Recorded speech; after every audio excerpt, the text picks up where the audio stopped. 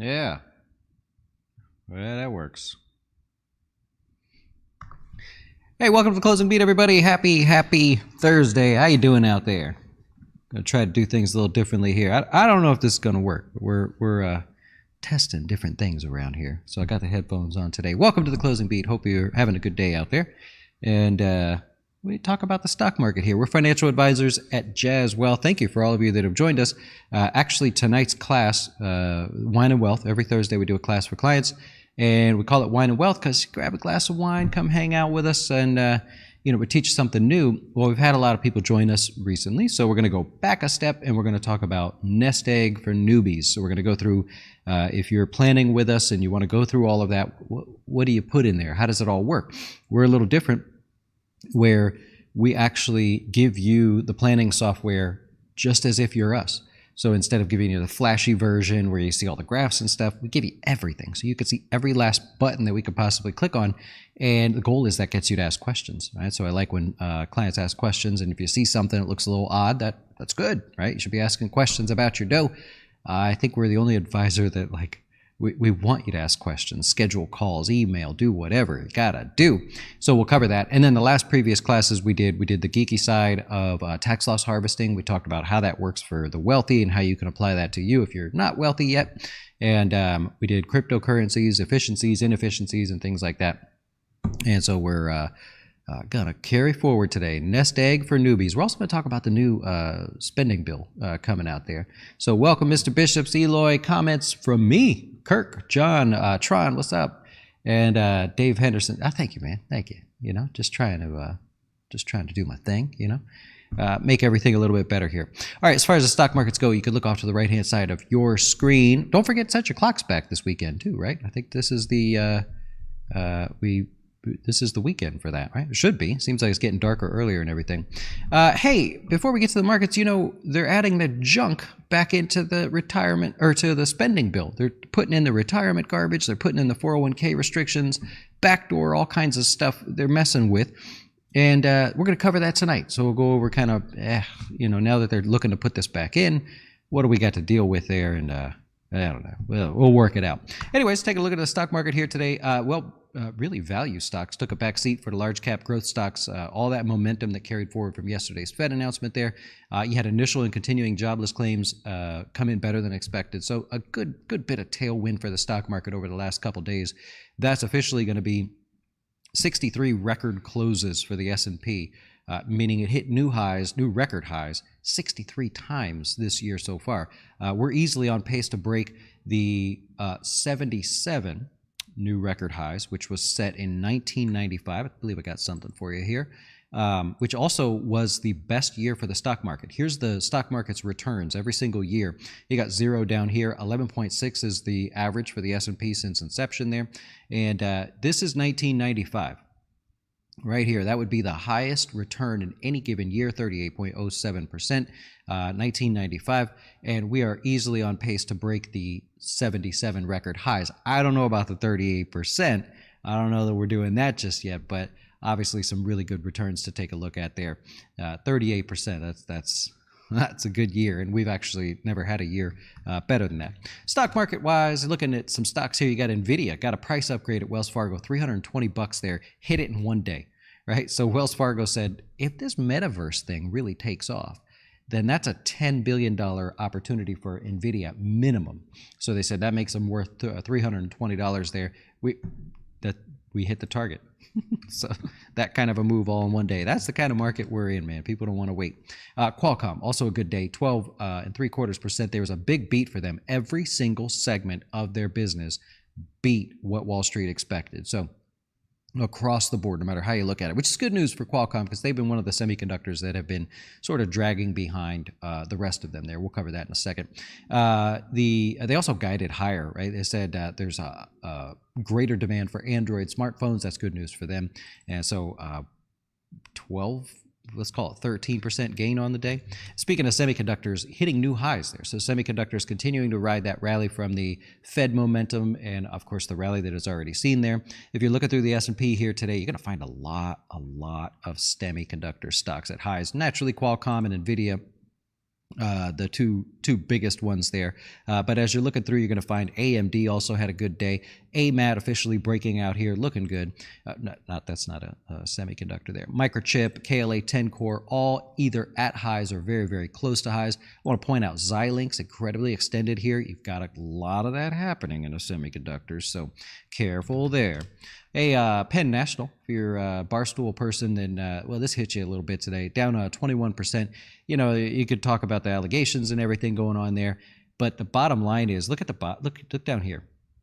They did 52 cents a share. They were expected to do 93 cents a share. That's earnings, right? So think about that. That's 40-something% less than what was expected. They blamed Hurricane Ida, the Delta variant, and everything, but imagine for a second, like you go, why is the stock down that much? That seems like it's not worth being down 21%. Imagine if Walmart suddenly made, let's call it, I can't do the math, 45% less in earnings than they did the previous quarter, or that was even expected, right?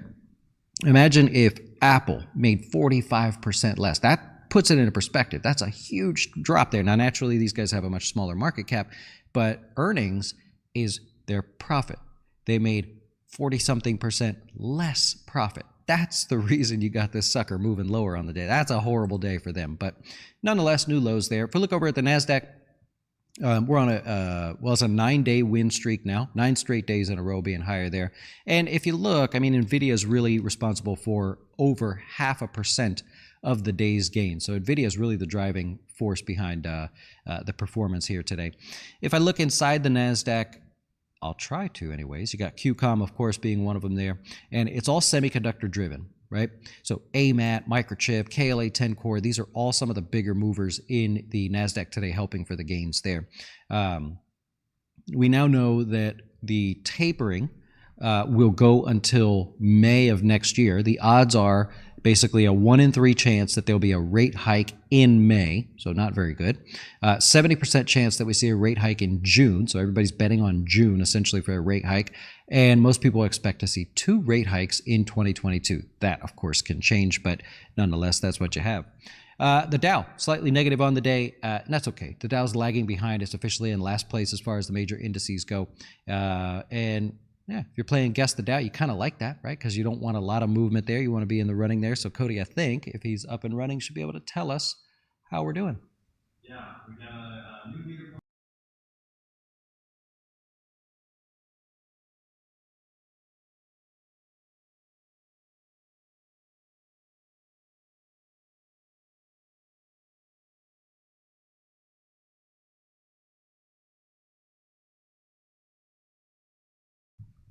I hate sitting. Can't do it, man. I know. We have to I think we should put bigger wheels on this. I gotta stand back up again. I can't stand sitting. I get all comfortable, want to just sleep and stuff. It's not for me. But nonetheless, congratulations to those of you in the lead. Bohan taking the first first place there, and maybe Cody not picking up sound there, so we'll play with that. We got to get him in another room. That's actually what we're looking to do. But that is your Guess the Dow for the day. Oh, hey, by the way, gold up 1%. Look at, so gold won't give up. I'm telling you, gold feels like it's trying to break out of this little weak downtrend here. So it continues to rally. It's very choppy. It's not an easy place to be right now, but it sure feels like it's trying to wake up. Every time it falls, it comes flying right back. Look at the last, look at the last couple drops there. You got bam, bam, trying to recover real quick. That's something, right? Something going on there. I'm not really sure, but I feel like gold is getting a little bit stronger. Oil continued to pull back on the day. That's cool, right? You want to see oil pull back. A lot of you want to play those energy stocks, and that is what we're going to focus on here today. You have energy pulling back, right? What stocks should you be looking at, right? What stocks are either holding up, doing well, or which ones are pulling back, and you might be interested in some of that pullback there. So here we go. We're going to take a look. Over here. There we go. I'm going to start with Diamondback, one of my favorites. So Diamondback, relative to energy prices, we'll just use energy as a whole, not pulling back. Notice oil pulling back. Everything's starting to take a break. Diamondback refuses to. Gets a relative strength point there. You're kind of excited to see that. EOG Resources, very similar. Refuses to pull back. Not too much going on there. Right around the 20-day moving average. That one's holding up. Chesapeake Energy, it's choppy. It's a tough one, but in an uptrend here, and I would consider this a fairly decent uptrend for Chesapeake. It can be volatile while it's doing the right thing for you. So you got to be ready for those day-to-day roller coasters. ExxonMobil, I believe, is the highest yielding one on the list. Look, it refuses to pull back. Right, so that's kind of cool to see a stock. Oil's pulling back. Everything looks to be getting weaker, but Exxon says, no, I'm not having anything to do with it. One Oak is another one. This one's borderline because it is sort of pulling back today, but there's one we're showing extra strength there, just a little bit extra strength. You got PDC, nice tight uptrend, new highs, just grinding away, almost like has a mind of its own. So a good thing there if you're taking a look for some stocks, just helping you build a watch list. That's it. You got Devon. Nice highs, refuses to pull back. You get the picture, right? So we're looking for stuff that's stronger than the overall stock market. Holly, I believe, was the other one. HFC. No, that one goes on the weak list. So we'll move over to the weak list now. So now compare stocks like this to the price of oil. It's pulling back more than oil. It, for some reason, is weaker. Would you want to be the first person to start buying this stock when it's showing you that it's weaker than the overall market there? Probably not. Marathon Oil, believe it or not, one more just for the strength, right? Marathon Oil not pulling back. Compare those two, right? Even if it's too many stocks, I'm just throwing out all this stuff to you. You go, that seems like it's holding up. This one does not. Where do I want to be? Not only that, if you look at Holly Frontier, it hasn't made new highs. It's still struggling to recover from the last pullback there, whereas something like Marathon has already made new highs, trending there, sitting at highs, refuses to pull back for the moment. That's the one that if you see a pullback of any kind, you want to be in that game, right? Or you want to at least look at stocks like that. Take a look at Hess, clean pullback, but then again, it's weaker than the overall market, so you'd be looking for any kind of a flush out day here or something extra to get you excited about that. Phillips 66, don't know why you would want to start a new position here. It's certainly a hold. It's not a bad stock, not a bad company, but there's no reason to say, let me start a new position. It is not stronger than the market. It is not oversold relative to the price of oil, so maybe not an idea. I got a couple others for you. Valero, same thing. You see the picture that I'm painting here for you if you're looking. And we got Schlumberger, right? Schlumberger sitting here right around the 20. Won't pull back, but not really showing any strength. It's not at new highs. It's kind of an indecision area. So is it a time to buy? Probably not. Is it a time to hold? Yeah. Is it a time to sell? I probably wouldn't sell unless I saw unless I saw some days where oil tried to recover, energy was recovering, everybody else was going up, and Schlumberger stays in this little sideways trend. All right, maybe reason for concern. So at the end of the day, when you're looking for stocks to put on a watch list, buy, add to, or sell, that's what you're comparing. Right? How's it doing relative to everything else, the sector or the commodity in this case, and does that move the needle, right? That's a kind of easy way to look at it there. All right, stocks in the news. I don't think we really have a slide for that. I'm just going to go over a couple things here, and I'll take your questions so I can get ready for the class tonight. SunPower, actually a slight down day. Recovered pretty good there. It was kind of a mixed earnings there. What I liked about SunPower is they've put an effort into going into the residential space, and that's actually doing well. Orders are up 36%. They got a lot of positive headlines wrapped around the residential offering there. So I think that saved them today. I think a lot of people probably looked at that as well. Marathon did have earnings there. Production is down. This is kind of a cool story. So Marathon, if you don't know, when you look at oil stocks in particular, it's cool to see what's their cost per barrel relative to the price. Now, this is one of those shale producers there. And so their production cost per barrel is now under $5. You would think that with oil prices sitting where they are, $80 or so, you would think that would mean Marathon would say, well, let's make as much oil as we can, right? No, they figured it out. They've said, we found a sweet spot where our price per barrel is under $5.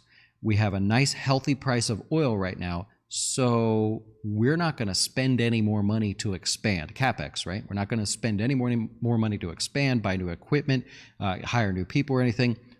We're just going to soak up the dough while we can. So kind of a cool little announcement for them. Albemarle is another one. They blew the doors off of earnings. A really, really good earnings report. Hit new highs today. Much deserved there. They're going to up their lithium production there, which is what we use for the production of electric vehicle batteries and stuff. Lithium growth for them is already up 30% year over year, and they said nothing but good things about that going forward. MGM hit new highs. Bounced around a little bit here today. The earnings for them was kind of a mess. China, not really good for them. Vegas, good for them. They actually have Vegas booked at about 82%. So good news there. Not so much good news in China. Lastly, a couple last ones here. Redfin. So initially sells off on the Zillow news. If you're not familiar with that, Zillow says we're going to stop buying homes. We messed the whole thing up. We're going to lose a lot of money. It was an experiment that went horribly wrong for them. Well, everybody thought initially that's going to hurt Redfin because they do the same, something similar. Open Door, which is OPEN, if you're looking, they say, well, that's going to hurt them as well. Today, everybody changes their mind, right? They go, oh, well, that might be better for them. That means less competition, so maybe there's room to make more money. I don't know. I haven't looked into that much, but the presumption at the moment is if Zillow's out of the game and you only have really one other place to go, then those guys should be able to kill it. Maybe that's what they need. I don't know. Kathy Woods, she sells, I believe, almost all of her Zillow positions, so a hefty loss on that one. But it's not necessarily a bad decision. Right? They're not doing what she thought they would do. And if we look at Schneider, I've been told it's Schneider. We said yesterday, so 8 of the last 8 earnings reports, it finished the day positive. It almost did it today, right? It was a non-event basically there. They had earnings come out. It is not going to be 9, so that is that. We'll let the stream catch up there a little bit. I'll take your questions if you have them tomorrow. You've got earnings from Dominion, DraftKings, Goodyear Tires, and that's pretty much it. Yeah. DraftKings is a bit of a coin flip when it comes to earnings, by the way. And yeah, that's all. That's that one there. Also, happy birthday, Walter Cronkite. You know who Walter Cronkite is over there? You don't know Walter Cronkite? Oh, man. I could say it. I'm getting old, man. Walter Cronkite had my favorite quote I always remembered was his there. There's no such thing as a little freedom. You're either all free or you're not free, right? I thought that was a cool one there. Oh, AMC, by the way, for all you people playing the AMC game. So it's been waking up a little bit. They're worth $20 billion now thanks to the meme traders there. I don't get it. Anyways, AMC says, hey, we got all this money. We sold a bunch of shares here. Let's sell popcorn. So they're going to start selling their own branded popcorn. Can you hear how excited I am about that? What is that? What are we doing, guys? We need better ideas than that. Hertz is blowing you guys away. Yep. All right. So what do we got here? You may have found the bottom on Visa. I hope you did. Yep. I hope you did. You don't like to see that selling at the end of the day. Don't want to leave you with a topping tail there. I'd prefer to see this close strong, but we'll see. We'll see how it goes. I like it, man. I like it. Nice extended stock there. Yep. You got a $25 price tag on Ford. Thoughts on PayPal? Definitely discounted here in the short term. They've got earnings coming up, so careful on that one. Could be a little bit volatile there. Uther? Yeah, you don't know Walter Cronkite, man. That's crazy. I should have put up a picture or something. Today's move in NVIDIA seems to be a sell the news. Oh, yeah. Well, and I'm always going to be this guy. Always going to be this guy. You have a stock that if you've owned it at any point, you just had the biggest move you've seen probably ever owning the stock. Why would you not sell into that? So I love that mindset there. Yep. I love it. I know. Yeah. Popcorn. What does that say? Truffle season. Well, now you're going to get some AMD branded popcorn. You can imagine. What do you think? It's going to be better? You think it's going to be better popcorn? I don't know. Costco, just above 500 there. Very extended. Careful on Costco. All right, so it's had a good move. It's a beast. I can't say anything bad about them. Starting to get extended though, right? So if you're looking in the short term, you start to see it pull back. You wouldn't be too heartbroken. Paul says there were only 7 people in the theater. I would say our theaters are a little bit busier here, just because I drive by one on the way home. But I haven't been to the movie theater. Honestly, the last time I went to the movie theater was to watch a live broadcast of DCI a couple of years ago. Yeah, I don't know. Sorry if I missed your questions there, Mr. Bishop. Reverse split? Not for Costco. So maybe you're answering somebody else. I sold you NVIDIA. That happens. I had a client actually that emailed. I don't know if he's here, but client said, I guess I got lucky. I had Hertz before the bankruptcy, had the warrants, still have the warrants. I made $135,000. What do I do? And that's awesome. He won. He hit the lottery ticket, man. That's pretty cool.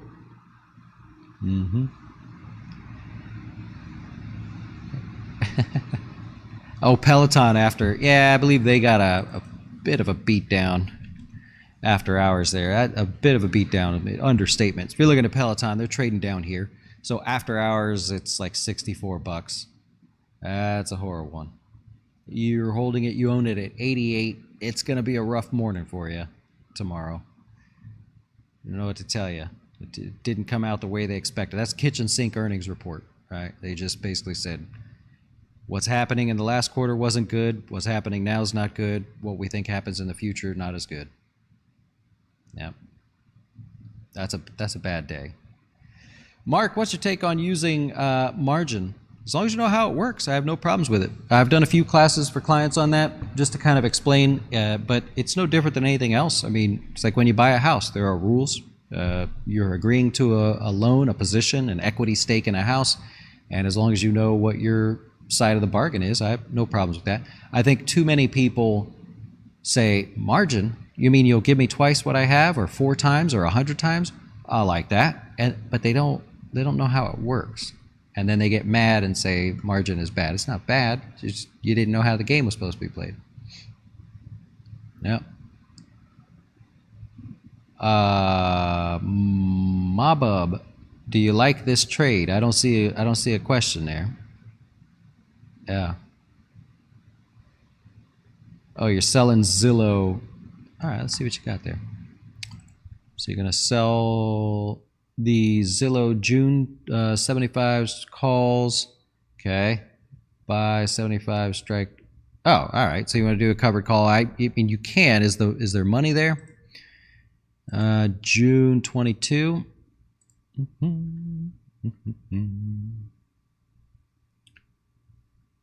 So 75 and what was it? 75 and 24.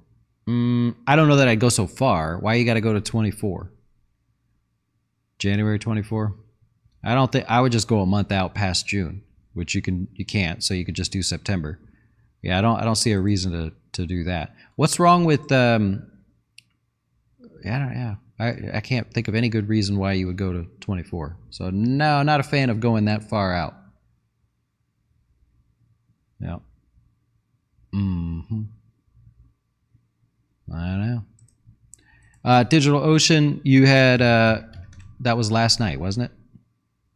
I don't follow it because of it's a new one, but I thought it came out last night. Maybe it came out today, this morning, maybe. Yeah, it was this morning. So I don't follow it. Obviously, it's good news. Everything's good there. I just don't trade stocks or look at stocks that are less than 200 days old. So I wouldn't have any new information on that one. I saw it come up on the radar, but it shows up as yellow for me, so I just skip right over it.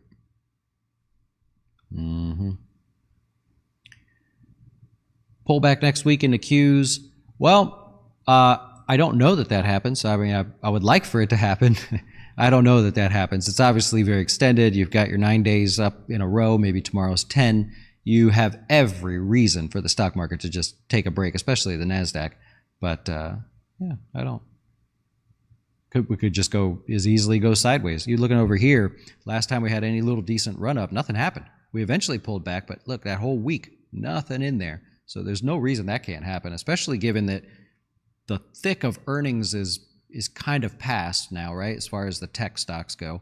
So there might be a no news type event throughout next week. We know everything's factored in. You have the bill, the spending bill, that maybe they're making progress on that. But other than that, yeah.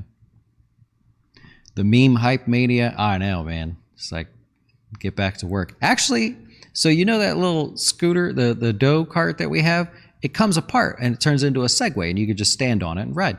So I'm just riding over to the gas station. You know, I got a drink, I got a protein bar or something, and I'm waiting. It's a busy street. I'm crossing the street, rolling on back, and somebody yells out of their truck, "Get a job!"